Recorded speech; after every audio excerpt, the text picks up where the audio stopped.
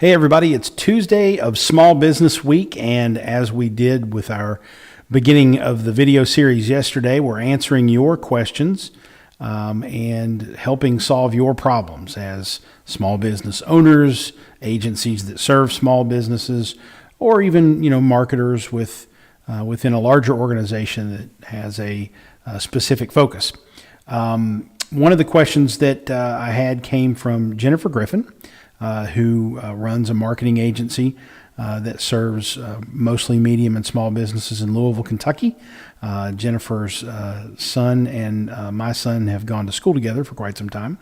But she's also been a reader and whatnot, and asked a very good question that was focused on website builders.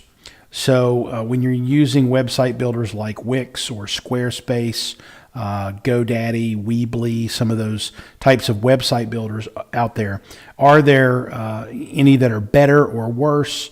And what are the pros and cons of using them? Well, the pros of using them obviously are that you can be up and running very quickly. You can be up and running very cheaply. And most of the website builders are very simple and easy to use. I have recommended website builders to small businesses for a long time. And in fact, when I've even had a couple of clients over the years that have wanted a small website that they didn't want to spend a lot of money on, it's easy for someone like me who's not necessarily a coder or a designer to actually go in and build it for them relatively inexpensively, or for them to actually go in and build it themselves. Most of the website builders these days are click and drag, really easy to set up. So the ease of use, the fact that you can be up and running cheaply, and the templates that they provide are actually pretty nice designs. That most of them have several options to choose from, and so you can have a professional looking website that works for you and your business up relatively quickly, including some of them have blogging components, e-commerce components, and lots of other things that you can put up without having to hire a web developer. The cons, though, can be prohibitive for you, depending on what you're trying to do, what your goals are. One of the main cons is the design templates are very limited, and there are other people out there using them. So you're going to want to use a website builder that allows you to customize a little bit, maybe upload your own images, maybe change the colors somewhat manually, so that you can vary your look from other folks. For most small businesses, it's not very likely that your design is going to be exactly like a competitor's, but at the same time, you don't want a cookie cutter looking website out there where people are comparing you to others. So the number of designs and templates that they offer you could be prohibitive.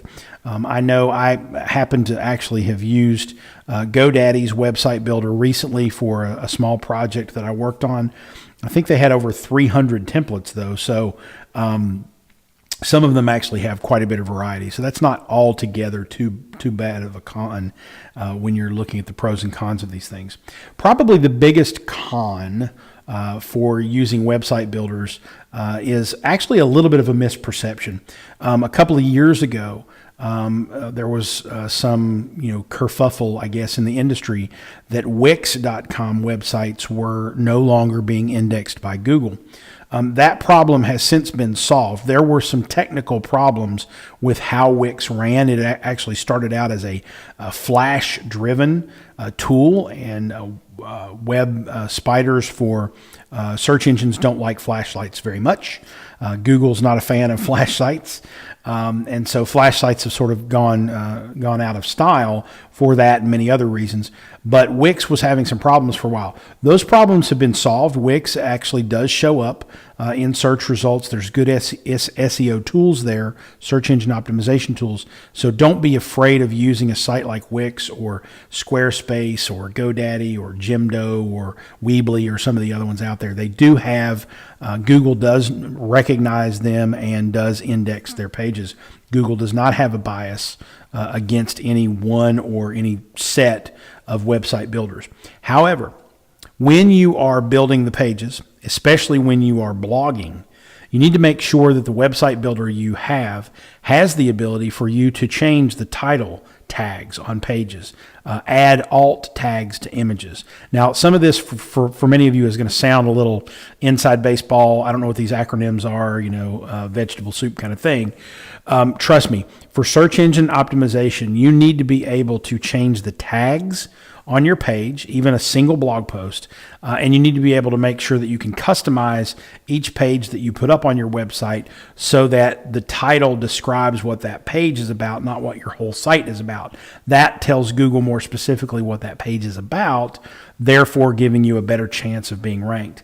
Squarespace, as I understand it, has some weaknesses, especially when it comes to being able to change out title tags and whatnot on blog posts. GoDaddy does not go very deep in terms of a hierarchy structure in their website builder. However, GoDaddy does have one-click options to actually run websites through WordPress now, which totally changes that problem with GoDaddy. The problem goes away if you're using WordPress. In fact, jasonfalls.com, the site you're probably watching this on right now, actually runs on a WordPress install on GoDaddy. So that overcomes that problem quite a bit. But for Wix, for Weebly, Jimdo, Webnode, Squarespace, for those types of website builders, make sure that you look into the ability to change title tags, description tags, and add alt tags to images and title tags to links. If you're able to do that, then you have a much more powerful SEO engine within your website builder and will be able to build pages that are more optimized for the web.